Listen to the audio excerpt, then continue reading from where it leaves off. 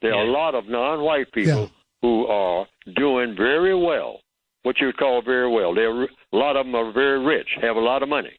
See, in any prison, and they have made a world of prison, there are some prisons, you might say, in the system of white supremacy on that scale, where the prisoners, a lot of prisoners chosen, are in luxury.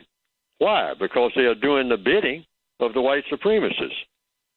In certain places and certain maps, the white supremacists make moves. See, they don't care about money and luxury and all like that. They got plenty of it because they got everything. So they'll say, well, we want this category of people for the next 15 years to really be on a roll. We want them to have just about everything that you can possibly get. And they will dump it on them and show them how to get it and all like that, and put them really on their feet like you wouldn't believe.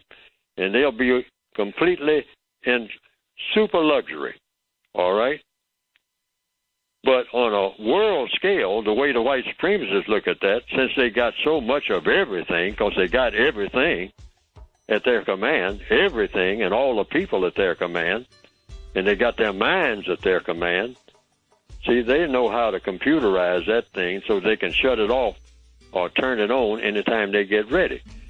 Now, the way I understand it, the way the system of white supremacy works, is just like a huge plantation.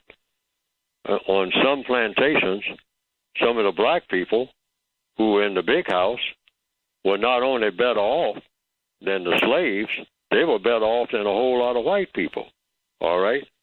Now, you take that and put it on a world scale, the white supremacists are doing so well and have been doing so well for such a long period of time that they will take what we call whole countries and say, we're going to make everybody very wealthy among non-white people because they have a strategic position in our overall plan for the next 50 years or 100 years. And we're buying them off cheap at the price, but we'll put them back in poverty at the push of a button as soon as we get through doing what we got to do in that area of the world.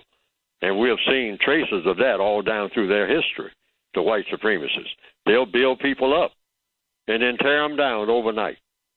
Tear them down overnight. And in this day and time, the push-button age, they can do it at the push of a button. Suddenly cause all kind of panic in their stock market. And so everybody starts turning on whoever the leaders are, kill them off, and then in about 15 days, all the shelves are bare in the stores. You've seen some of that already, where, everybody thought they were on a roll, and then overnight, everything falls apart. The white supremacists play these little games. Sometimes they just do it for fun. They literally do it for fun, just to keep in practice how they can build people up and tear them down. Just like anybody that knows anything about boxing and promote, build a boxer up and then sell him out right in his prime. All right?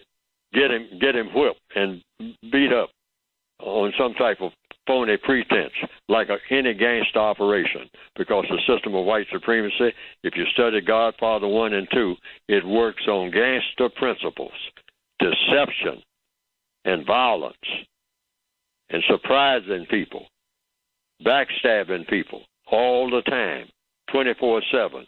It ain't personal, it's business.